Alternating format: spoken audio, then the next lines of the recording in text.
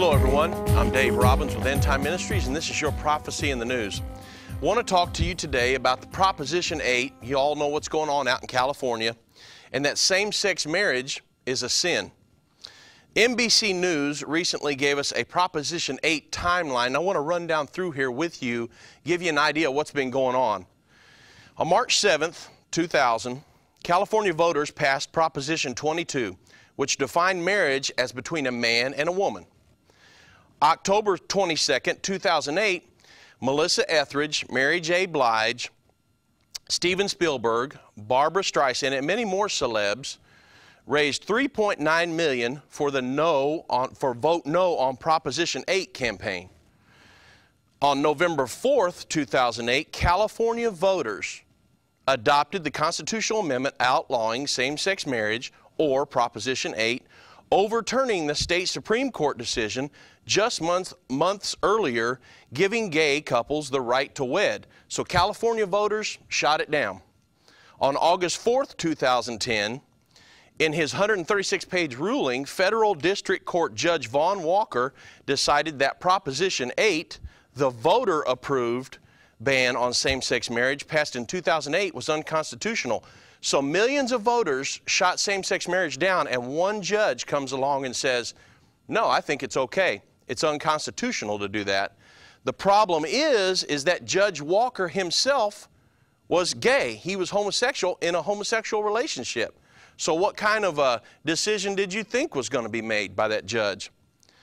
On August 16th, 2010, a decision by the 9th U.S. Circuit Court of Appeals trumps Walker's ruling and put same-sex marriages in California on hold indefinitely. But on December 8th, 2011, the U.S. 9th Circuit Court of Appeals heard arguments on whether the decision to strike down Proposition 8 should be overturned because Chief U.S. Judge Vaughn failed to recuse himself or to disclose that he was in a gay relationship. But on February 7th, 2012, just last Tuesday, the 9th U.S. Circuit Court of Appeals ruled 2-1. One man was the deciding factor to uphold the decision of District Judge Vaughn, allowing same-sex marriage. Now, millions and millions of voters shot it down, but the legislature, the court system in California said, no, we're not paying attention to any voters. We're going to do what we want. So let me ask you a question. This is what I want to ask you today. What is wrong with our nation? Every single time same-sex marriage has been put to a vote, to the voters in this nation, it's been shot down. Every single time. Americans have voted it down. However, our court systems and legislature are the ones that are passing these laws right and left. Now we see 6 or 7 states that are allowing same-sex marriage, and just yesterday, the state of Washington decided to do it. Not the voters, but the legislatures and the court systems, just a few people are deciding these and passing these laws. Now listen, up until 1960, in the United States of America, all 50 states, every state had a law against committing a homosexual act. Now think about that. In 1960, up until 1960, all 50 states, no homosexual act. It's against the law.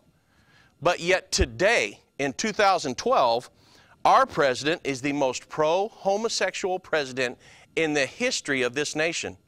So in just a few short years, we've went from against the law to our president teaching and talking at the Human Rights Campaign, which is the most pro-homosexual agenda for homosexuality in the United States. So what I'm saying is, wake up, America. We're headed in the wrong direction. Homosexuality is a sin. Homosexuality is a sin. We're not going to be pressured by the homosexual and gay agenda not to say that. Homosexuality is a sin according to the Bible. Don't be swayed by Satan's attempts to get you to allow this into our society. We don't have to stand for this. Pastors, stand in your pulpits and teach the truth of what the Bible says about homosexuality. The Bible says specifically in the Old and New Testaments, homosexuality is a sin. It will send you to hell. You can be saved out of homosexuality and lead a Christian life, but you cannot continue to lead a homosexual lifestyle and make it to heaven. The Bible specifically says so. Pastors, I implore you, stand in your pulpit and teach the truth. Please, everyone, let's continue to pray that God would have mercy upon our nation, because I'm here to tell you, God is the only one that can turn this around. Thank you very much for watching. I'm Dave Robbins with Endtime Ministries, and this is your Prophecy in the News.